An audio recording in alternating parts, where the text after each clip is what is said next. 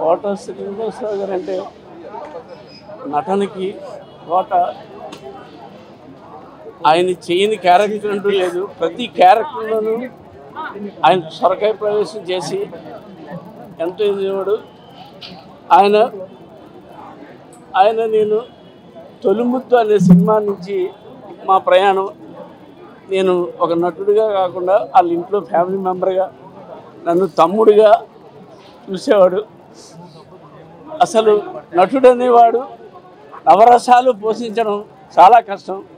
కానీ ఈయన నవరసాలు పోషించి మెప్పు పొంది పద్మశ్రీ బిరుదు తీసుకుని, ఆయన ప్రతి నటుడికి ఒక బాధ ఉంటుంది, కానీ ఒక తండ్రిగా ఎదిగిన కొడుకు పోయిన బాధని గుండెల్లో పెట్టుకుని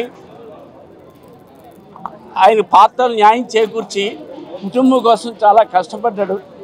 అయితే ఈరోజు ఆయన ప్రతి వారానికి ఒకసారైనా నాకు ఫోన్ చేసి రే రాజు రా అంటే వెళ్ళి మాట్లాడేవాళ్ళని. కానీ ఈ రాజు వీడే ఆయన ఇంతవరకు కాపాడింది ఈయనే. సో దేవుడు తీసుకెళ్ళిపోయాడు అనుకోండి.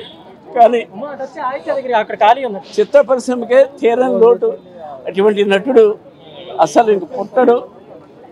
అలాగే అతనికంటే ఆయన పక్క ఆర్టిస్ట్ కూడా ఒరే ఇలా చెయ్యాలరా, అలా చెయ్యాలరా, ఆ డైలాగు కొంచెం ఇక్కడ నొక్కాలరా అని చెప్పి వాడిని కూడా ఎంకరేజ్ చేసే మనస్తత్వం ఉన్న మంచి మనిషి.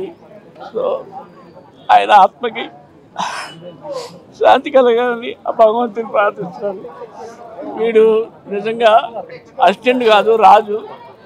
ఎవరో అంత ఇదిగా చూడరు, అంత ఇదిగా వీడు ఇంతవరకు ఆయన బతికాడంటే ఇవ్వాలండి. నమస్కారం.